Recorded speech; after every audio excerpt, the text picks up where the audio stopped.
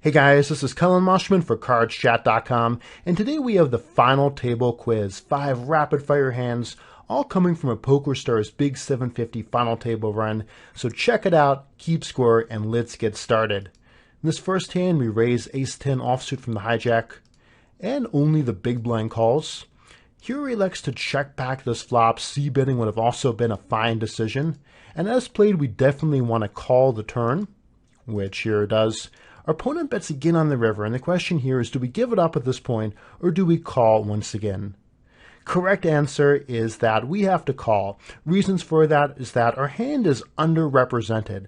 Okay, we look weaker than we are because we checked back the flop. Also, our opponent has a big stack, so he could be attacking a lot more. As a result of that, we're getting good odds, so we don't need to be correct anywhere near half the time, and we should go ahead and call, hoping that our opponent is on a bluff. Hero calls, he was bluffing the big blind, and so we win this first pot. The second hand of our quiz, we are in the small blind, we've chipped up nicely, and so the question here is with our 4-deuce offsuit, take a look at the stacks, 8 players left at this final table. Should we fold, call, or raise? Correct answer here is raise, and the reason for that is that the stacks are so important. We have 67 blinds, so we're a big stack at this table. The big blind is 31 blinds, so he's a mid stack, and the player to our right has 5 blinds. Okay, so the big blind is kind of paralyzed. Even if he thinks that we're attacking wide, there's not much you can do about it. He does not want to spew off his equity in this tournament. We should raise to attack. With that said, I'm also going to accept the answer of limping. If we limp, we can limp stab, take the pot away post flop a lot of the time, but the key thing is that we have to play this hand because of the stack distribution at this final table. Hero does in fact limp, so again that would have given him credit. And look at this. His junk hand flop strips. He bets again, wins the hand. So again, important thing is to play the hand because of stacks. Our third quiz question here is doing exactly what you need to do with these final tables. He's chipping up. He has 92 big blinds with the blinds haven't gone up, which means he has a pretty big chip lead at this point. Here, pre-flop, we raise. If the small blind shoves on us, we're definitely going to call. But interestingly, he flats. Most players who are a little more experienced are usually going to play shove or fold if they're the small blind. So a lot of the time, that's going to mean he's a less experienced opponent. And the question here is, should we check back or make a continuation bet?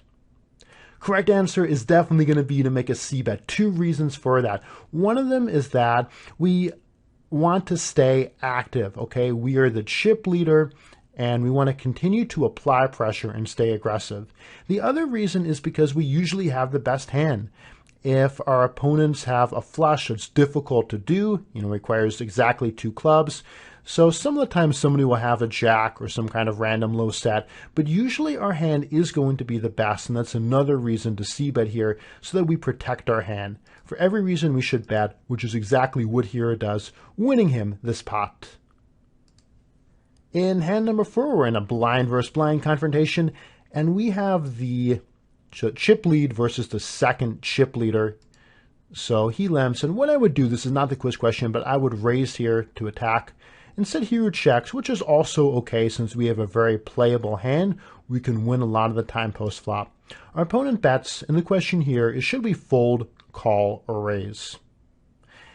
And the answer we're going to eliminate here is, again, going to be to fold. The reason for that is because we're getting odds of better than 3 to 1. We've got position, we've got a gut shot. Some of the time, 10 high is going to be the best hand. And most important thing is we want to pressure the second chip leader. So I like floating in order to apply pressure. So in other words, calling this bet without a very strong hand, looking to take it away on a later street. Alternatively, you could raise and amp up the aggression rate here. Full credit for both of those plays and no credit for folding. Hero calls. He bets the turn once he hits a straight and wins this pot. And our final question, the button folds. So we're 3-handed now. We have the chip lead, the small blind is a short stack moves all in. What should we do here with the pocket fours? Correct answer is to call. Facing a blind versus blind shove of well under 10 blinds, we usually have to call with any pocket pair. It's correct to call here with the pocket fours.